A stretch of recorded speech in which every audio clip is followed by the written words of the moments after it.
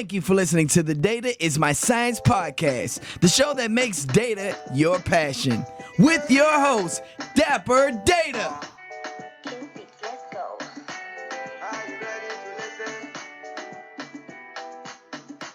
Are you ready to listen, my dolly? What's up, y'all? You're listening to the Data is My Science podcast, the show that makes data your passion with your host, as usual, Dapper Data. Today, I want to talk to you a little bit about R programming, right? In the past, I did a whole segment. It was a solo dolo. We talked about R programming. It was great. That's something that's one of my favorite programming languages, mainly because I'm in data science. And we'll talk a little bit about how that actually changed. It was a whole mindset change when I met this person. So I'm bringing somebody on that can help you all talk a little bit about R programming and the power of it, power statistics, and what they're doing to really help change the community, help change the world. Without further ado, I just want to introduce somebody that I met on Instagram. I was talking about how I just met this person probably around, what was it, July 2019 timeframe. I was just trying to connect with a lot of different data scientists, and I actually came across this person, right? And this person right here, it was interesting because I thought for a long time that this person was a data scientist until she actually helped me out or helped me understand that our program is not really for data scientists only, but it's from a statistical standpoint that it's important to understand that anything done with statistics, our programming can really help you out with that. So we talked about everything from supporting ourselves, supporting the community. She really helped me out with so many things. And I'll tell you one thing, if I ever have to communicate with her, it's a funny story because she will actually tell me as soon as I hit her up on Instagram or on direct messenger on Instagram, she'll tell me, hey, you need to invent something. You need to write a book. So she's very encouraging, nonetheless. So again, without further ado, I just want to introduce somebody that is an author and an innovator, an inventor, an influencer, speaker, thought leader, and she really encourages people to grow within their own passion. And great woman, Amy Moore. So say hi, Amy. Hi, thank you for that introduction. How are you? Doing good. So Amy, we met each other on Instagram, but you have had years and years of experience, in the field that you do. And you've also, you're also, I don't know how you find time to do this. I don't know how you find time to encourage people, right? Because Yes. you do that, and I really appreciate it. So tell them a little bit about yourself, Amy.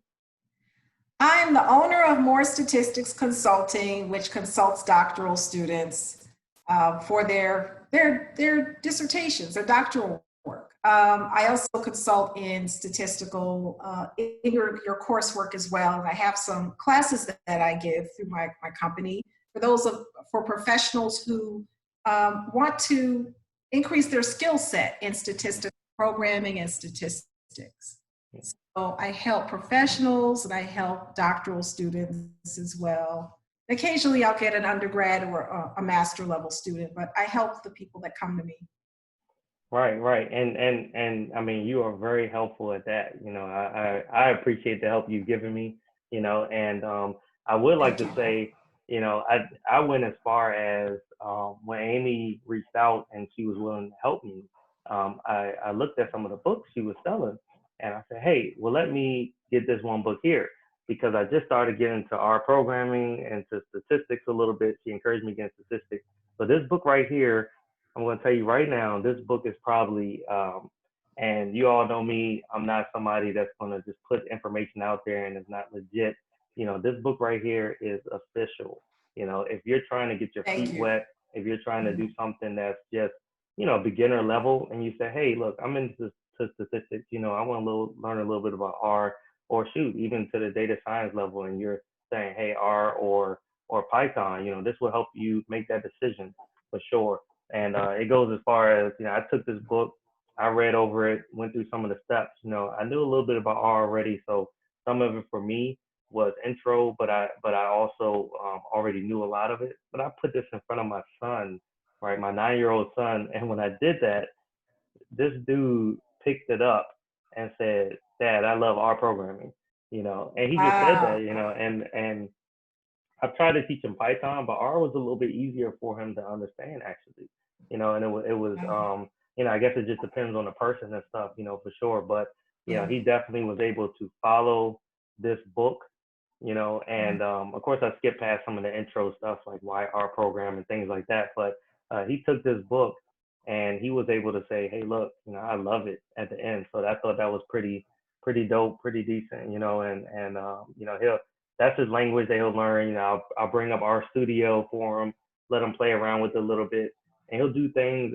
It's so cool for him to take an Excel spreadsheet, which he might not know anything about Excel spreadsheet like that. But if he takes data that's in there and just insert it into something they see, a studio like the our studio, to be able to take that. And then now I can do certain things like Hello World. Or I can do whatever it is that's following this book. So he's a doer. That's his learning style, and it was easier for him to do that. And he felt more confident with programming, once that. So I thank you for that, Amy. Appreciate it. You're welcome. You're welcome. Yeah, Yes. yeah. And so we talk about R programming, right? You got Python that's out there. I don't know if they taught you that in school. Well, let's take it a step back, right? I talk a lot about data science, and I equated data science to R programming. But what did you go to school for, right? You went to school for something else that wasn't data science, Biostatistics. biostatistics, right? And And so, yeah, so in biostatistics, you have all these different programs that are floating out there, right? There's hmm SPSS, there's Stata, right? hmm At some point, I think, I forgot where I was. I was at NYU. hmm I was analyzing data, and my boss told me, use R because the graphics in R are better than SAS. And we mm. back and forth about this. I'm like, so he was an R person and I'm a SAS person. But I started to uh, see, I started to see, okay, this graph looks a lot better here. right. So yeah, so that's how I started out. And Mm, then off to school again, and we were doing Bayesian analysis. mm, Okay. And we were using what was the language that we were using? We're doing Markov hmm chain. And so we used R for that. Yeah. We used R for it. So that's, and we had no choice. That's what we were told we had to use. When you're in these Right. statistics courses, the teacher Yeah. sets the tone and says, this is what you're going to use. Right. I don't have any homework assignments turned in and it's not the language. Right. So But I had no choice. yeah, That's my short answer. you no, I had no choice. Yeah. that's really cool. I mean, because sometimes I don't. I mean, that's something that we talked about before. They're not teaching it in the earlier stages. In the course that you was in, the master course is like, okay, now they Yeah. want to teach Yeah. it. Now they want to force you to teach it. But that's something Right. that should be a part of the whole The curriculum a entire little time, bit, and right? it's not. It's not. It's Yeah. not, you know, Yeah. and that's definitely interesting, and most courses on data science include things like R. And it's always a toss up Mm. between R and Python for us within the data science industry. And that's the crazy thing, right? For us is R or Python, in the curriculum. And then so we get the chance to choose which one we want to do. Now, I always say, well, if you're into something like Python already, then you go with Python.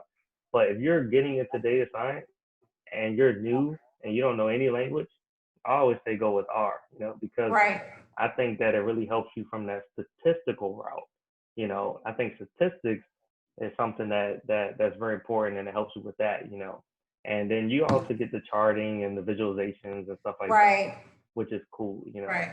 So, your thoughts on, so you got R programming, right, that you were basically forced to do in the industry. And we want to say, I guess that's around the master's time frame, right? Right. And then I went to a biotech company, and that's what they were using, which is Mm, when you think about it, because Mm. for R, right? So your entire company could be using a system that you did not pay for, Right. right? Okay, so that's Yeah. what they were using. Yeah. Hmm. Yeah, I Mm-hmm. know. How do you deal with like the supportability of something like that? Because it's an open source out there, and stuff that you just had to be good at it and then be able to kind of figure your way out around it, use the I documentation and stuff. I look up things like crazy. Yes, I love statistical programming. Hmm. It's been that way. So when I'm working with something and I can't figure out how to do something, I'll go on the internet and look it up. Hmm. Good for looking it up.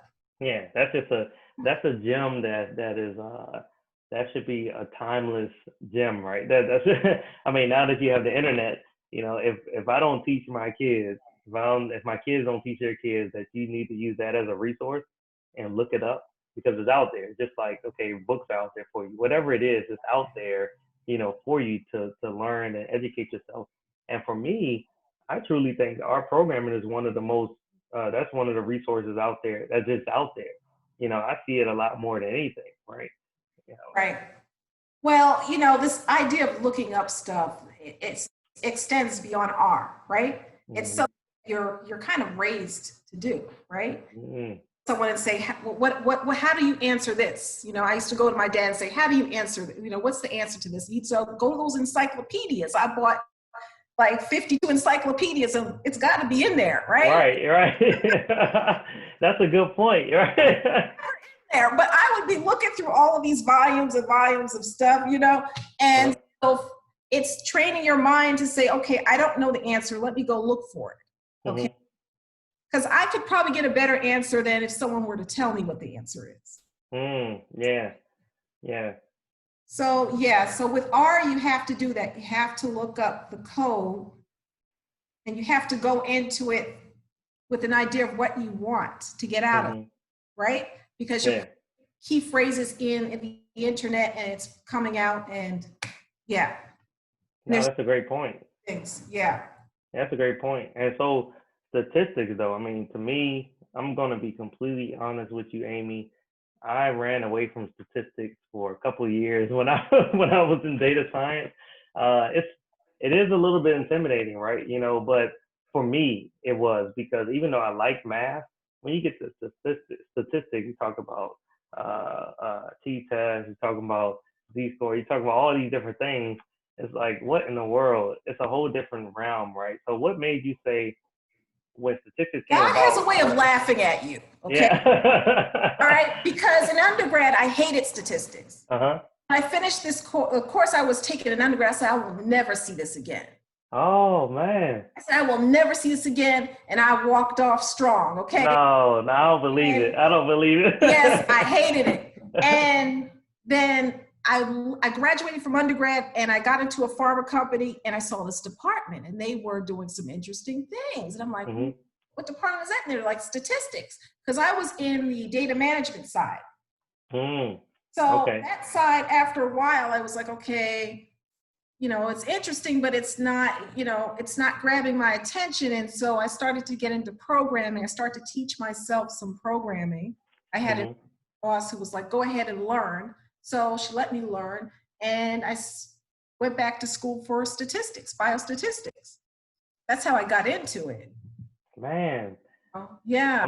I'm so surprised that, when you hated it at first and then you come Yeah. back and you're like, if you even see the word statistics, right? I think Yeah. I I think hated I it. would have I think I would have ran from it until I got into data science, and it was like, well, it made sense.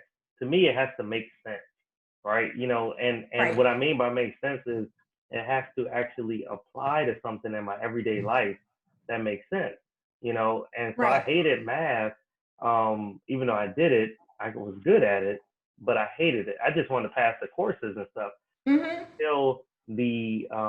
until the last class I was forced to. I had to pass it. It was like calculus 2 or 3 or something like that, or whatever. I had to pass it. This was an undergrad, and I'm sitting there and I'm like, all right, I'm doing bad in it throughout my entire class.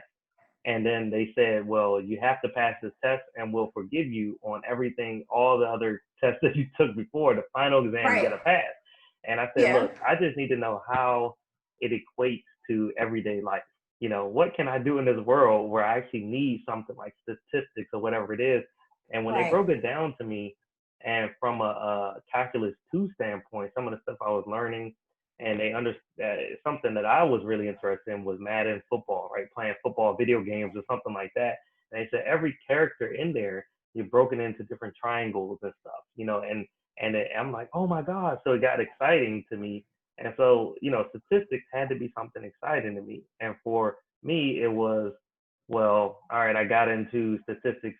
I started getting excited about it probably within the past year, only because data science, right? Data science was exciting, turning something into value, being able to support the decisions you make, period, Right. with some statistics, that was dope to me.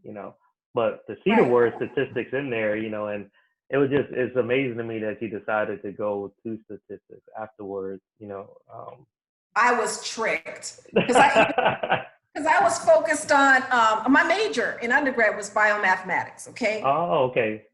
It's a mix. It's Mm-hmm. biology, ecology, trends, population trends. You starting to Mm, is in there, right? mm-hmm. Population trends. And I'm like, oh, I like this. Oh, you like this, right? Yeah. Guess what? Uh-huh. Statistics. Now Yeah. I'm going into statistics. And I dabbled in some artificial intelligence during my Mm. program. Yeah. So I did, all of those used all those software packages and stuff. So Man. yeah.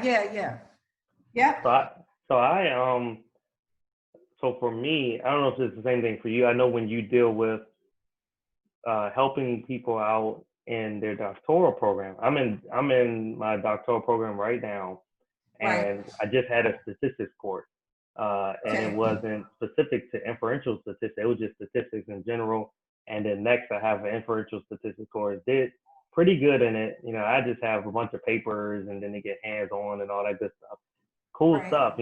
But what I started learning was that statistics, just the main thing is it applies to conducting like research and doing Yeah. experiments and stuff. And I didn't know Yeah. that. And so Yeah. and so that's where our programming comes into play, for sure. And so that was just exciting to me. So from a statistics standpoint, how do you see statistics being used most commonly in the world? Do you see it when you hear from your people and when you're helping out the people that are pursuing their doctorate degree or whatever it is in the world where you see statistics are being applied? Where do you see it most commonly being used? Well, one thing I want to note is that a lot of schools cannot afford these other software packages, and they're moving to R. Mm, It's a fact. So mm, that, and then the other thing is that people use statistics and research to substantiate their claims. So it's not enough to say, "Oh, I found this." Okay, well, right, quantify it. Quantify. right. Found this. And it's Uh-huh. not enough to say, here's the p-value. Okay, you have to Mm, give confidence intervals, you have to give more information than just, here's the p-value, right? right, So right. that's how I'm seeing it being used. Right, right. And no, that's a great point. That's a great point and stuff. And Mhm. it's really that what I was talking about before, the support factor, right? It's not enough, like you said, to just make these accusations or just make this statement, right? How do Right, you back that up, right? And there's no better way to back it up than the statistical research that you have done behind it. And when you're right. presenting that statistics, it's like people can't say jack, right? They can't say anything, right? No, When it's it right comes out, there, it's right there. right? The proof is in the pudding. The pudding's right there in front of your face. Right, So right. yeah. But there are some articles that have come out and they're not publications, Mm-hmm. and where you can see there are numbers missing, Mm, right? So the numbers are not adding up, or they're using the wrong test, but it's still published. mm-hmm. So you really have to know what you're doing because your audience is not they're not foolish, they're intelligent, right? Mm-hmm. They can see if something's not right or not, adding up. And the people who are publishing the research, they could see that, okay, we're not going to publish this. Okay. Mm-hmm. Mm-hmm. It is what it is.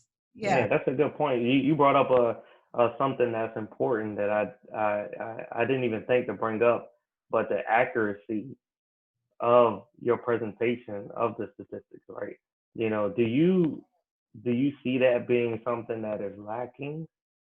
In when you see it, I mean, when you're helping out the doctoral students, do you ever see that lacking, like it being accurate?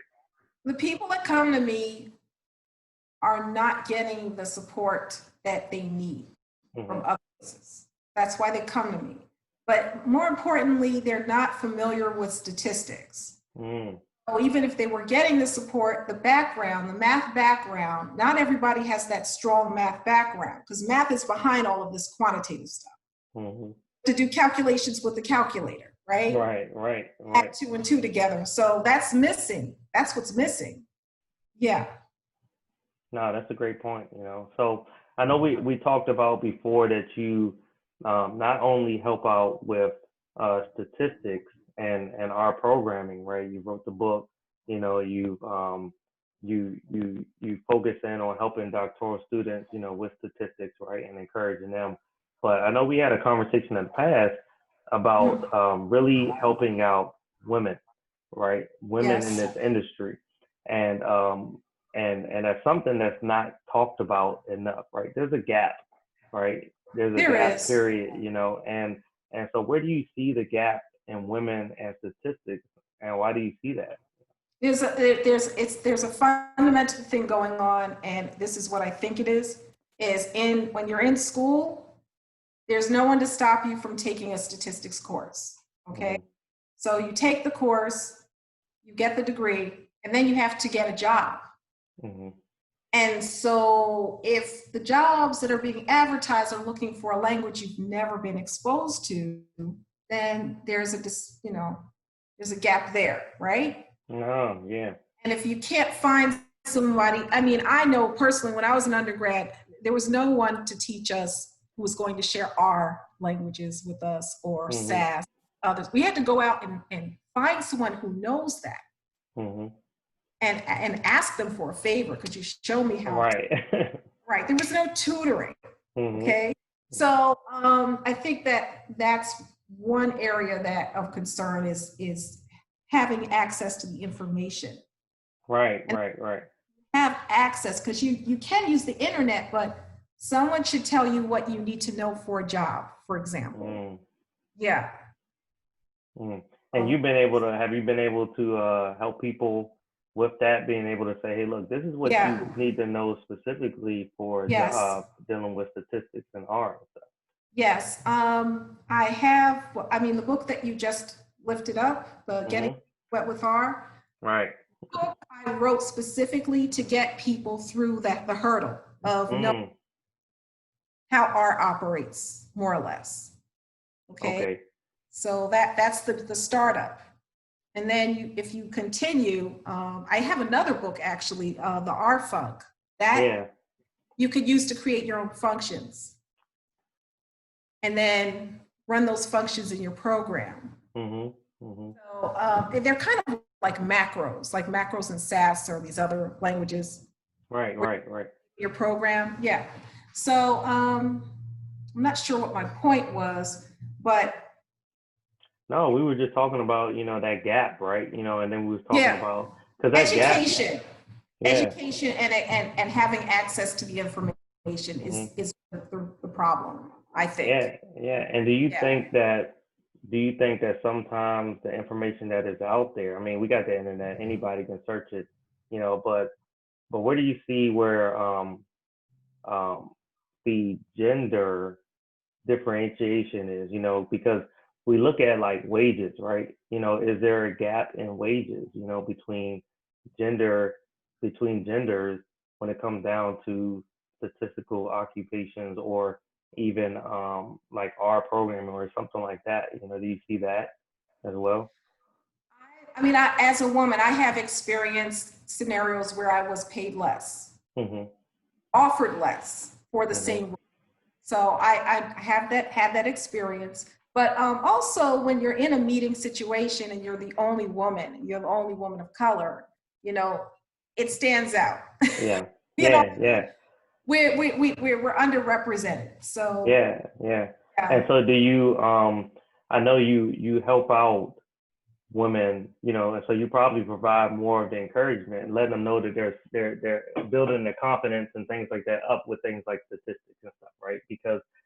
yeah, Because there's anxiety in it in general, right? You know, for me personally, I look at statistics and I ran like crazy, right? Everything statistical I ran. So I can only right. imagine, you know, when there's already odds against you, you know, and then you're trying to get into a world where you like it, but there's odds against you, you know, that it can be discouraging, right? Here's the thing that's not said, but this is what it is. Mm-hmm. You look at jobs that are out there in statistics, they expect you to have a PhD. Mm-hmm. And so that's the screen that they put up. But not everybody has a PhD. Right. Okay. So even if you're in a company where, and this happened to me, you're in a company where that is what you're told. You have to have a doctorate. But you see people walking around without a doctorate, right? Mm-hmm. So there's that. There's that. There's that. You see things. Mm-hmm. You know. So the message that comes from that is, well, then I need to get the doctorate. Mm-hmm. Not necessarily, Yeah. but that's the message. So Mm-hmm.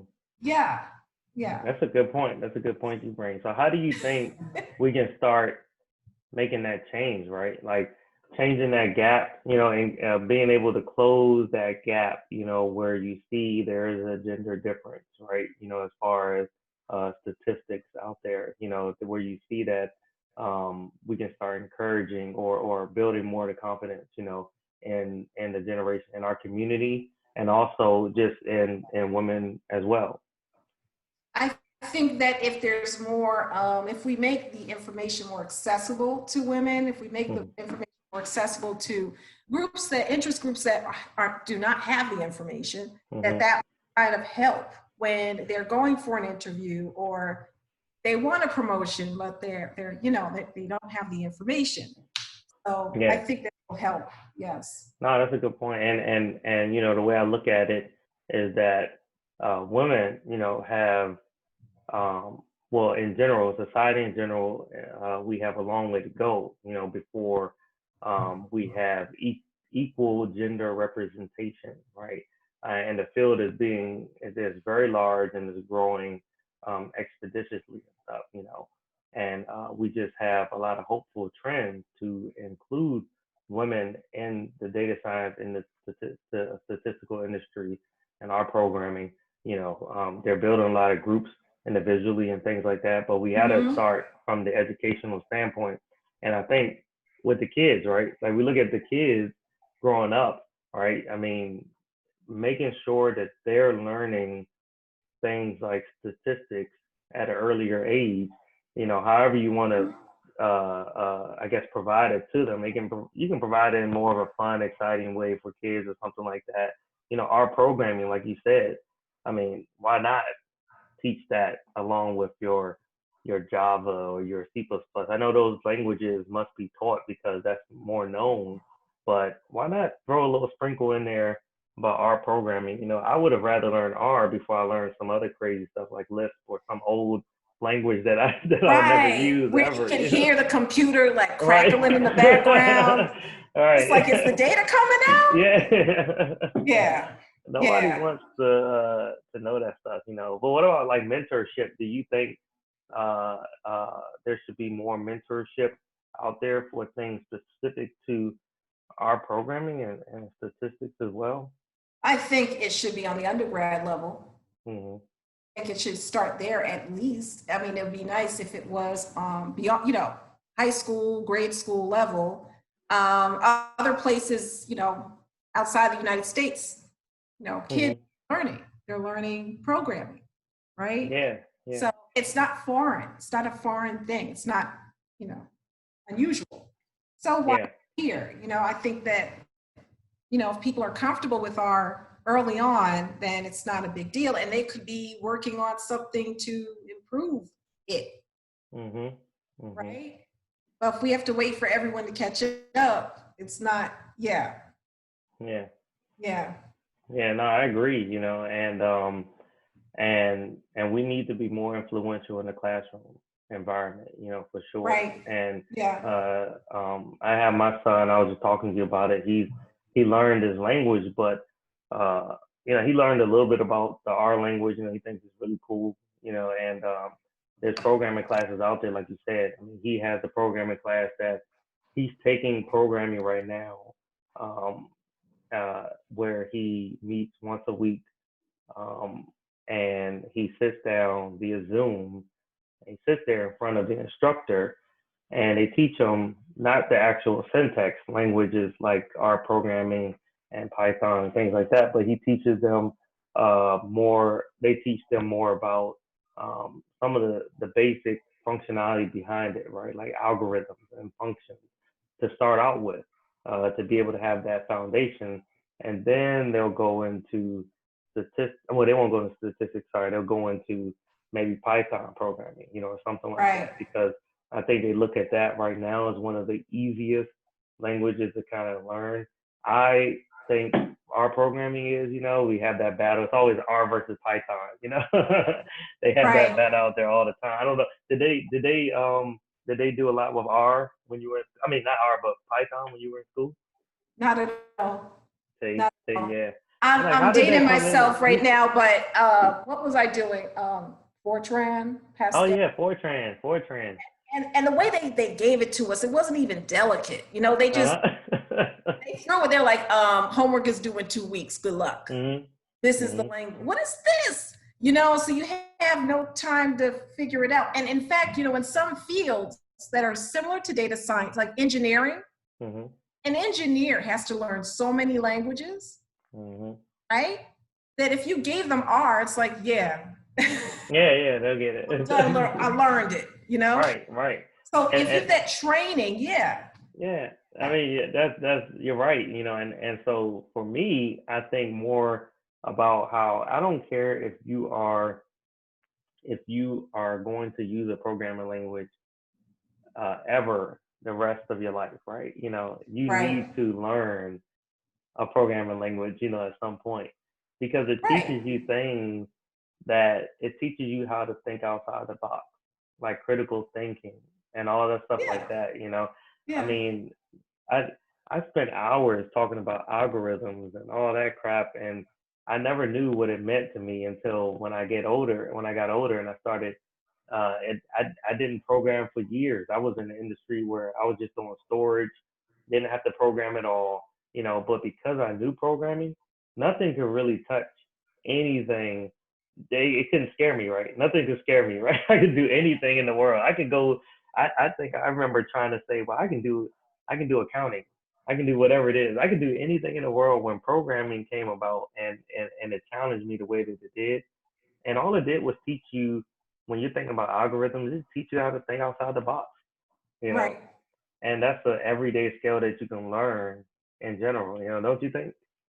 Yeah, yeah, I think so. I think so.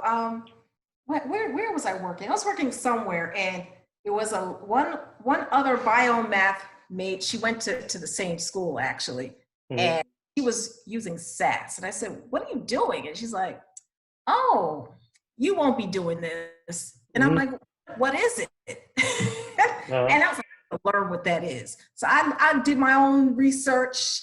Yeah, Hmm. I did my own research and I started to, dabble Hmm.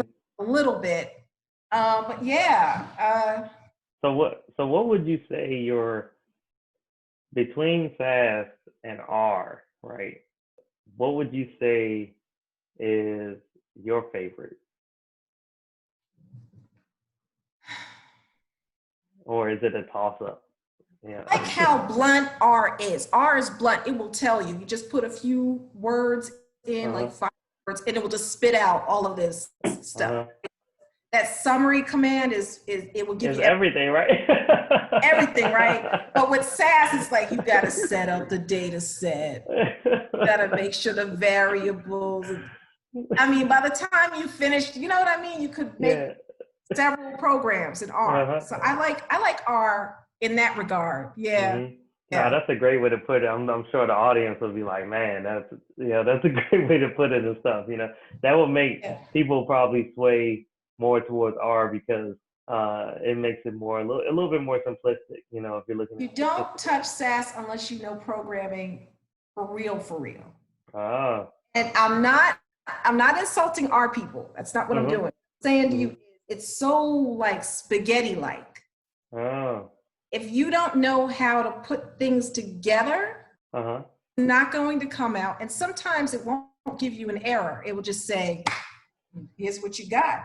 oh, and then so whatever you That's fine present, with you it. might be Yeah. looking ugly, right? You might be looking real ugly. You're going to Yeah. present it to the board and they're Yeah. like, what is this? Right? Uh-huh. But R, it's like, I think R kind of reminds me of C a little bit, C Mm, a little bit, because mhm, it's a little bit like, to me, it's object programming. It's mhm, not SAS, right? mhm. The data sets and the window. Yeah, yeah. No, it takes a little bit more imagination, I think. Mhm. Visualize what you just put in there and Yeah, where it is and what it's called. So it's a little bit more, creative, intuitive. Yeah. So yeah. it's either one. Depends on what I'm doing. Right, right. So would you, I guess, recommend, just your own opinion, somebody starting out, they're like, hey, I'm trying to get into statistics, but I really don't know which route to take. I just want to learn a language. I just want to be, get that language embedded in me. I want to learn one, be good. Would you recommend R over SAS at that point? Ours more relevant to today. A lot of people Okay. using it, and you need to get with the times. I mean, SAS Mhm. is always going to be there. It's part of clinical trials. Mhm. R is starting to be part of clinical trials, but it has a ways to go. But I think Mhm. R is more universal and it's free. You can just pick it up. You can teach yourself R, yeah, Mhm. and then go from there, right? Yeah, yeah. And speaking of clinical SAS, you need a trials, long. Yeah, I did hear about how R is very impactful in the healthcare industry as well. I didn't know that, and in the clinical industry and stuff. SAS does have a free version. I have to say that. It does have a Mm. version. However, there's something about it. Sometimes it's not reliable. If there's too many people on the system, it could whoops. You ever get Yeah, yeah. whoops? We're not here. Uh-huh. Right? Uh-huh. So I think R is more reliable in that sense. It's not relying on all these people on R on the system at the time. Mhm. That's Yeah. my opinion about that. Well, no. Well, thank you, and I'm not going to hold you too long, but thank you definitely Right. for joining the podcast, and I usually end with a dope data gem or dapper data gem or nugget and stuff, but if there's anything that you definitely want to encourage the newbies out there in statistics or anybody, women, in statistics, is there anything that you want to say to encourage them out there? Don't wait for someone to give you their blessing to go out there and improve yourself. Mm, Just go out there and do it. Just right. No, no. no, that's great. That's excellent. And so, thank you for that, Amy. I appreciate it. And Okay. for me, I usually, again, thank you for introducing me to statistics a lot more than what I knew. And I'm Welcome. glad you did it before I got into my statistical course. Because I would not have been Right. encouraged. But from an R programming standpoint, I've done Java, I've done C, I've done C++, I've done Python. I actually taught myself Python, but R programming. Once I learned all that R programming, I don't know if it was something about it that just was very attractive to me and easy. And so like you said, it's it's more on the latest, the cutting edge tools Yeah, it that's is. out there, and that's great. Mhm. And so that's where I encourage, and man, you encourage everybody to be at. Try to be ahead of the game. And today you have millions of analysts, you have data scientists, you got researchers, you got different brands, whatever it is, whether it's Facebook, Google, Bing that's out there, but not really hyped up about, but all those different brands that are out there are using R, right? And here under the Here they covers, they are. use it for like a lot of complex issues that are out there and stuff. And so even the applications that are out there that are using R, they're not limited to just one sector. So you got finances, right? You talked about healthcare. You are in the healthcare industry a lot more than that, and so you see it probably are right. You see it in e-commerce, you see it everywhere. So I thank you for providing your insight into this. I really appreciate it. And No so problem. like I always end, thank you for listening to the Data is My Science podcast, the show that makes data your passion.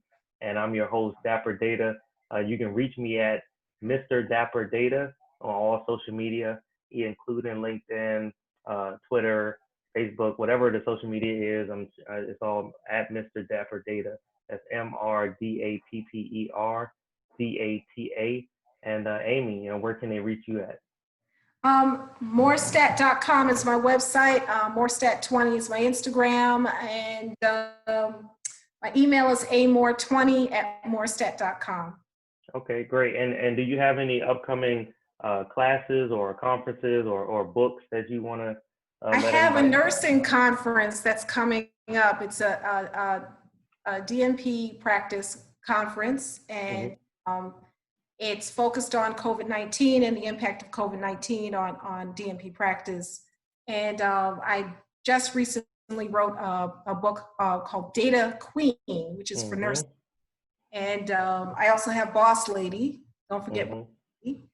So yes. Yeah, and also don't forget, still got to get your feet wet with R as well. Yeah, they need to get that book. Yes. Yeah, definitely. You want to start off with something great within statistics in general, but data. If you're into data science, you're listening to my podcast a lot. This book right here can be a life changer for people that are just starting out. So thank you again, Amy, for joining the Data is My Science podcast. And I look forward to communicating and to continuing to work together. Okay, thank you. Thank you. Have a good one. Bye. Okay, thank you. Okay. Thank you for listening to the Data is My Science podcast, the show that makes data your passion. With your host, Dapper Data.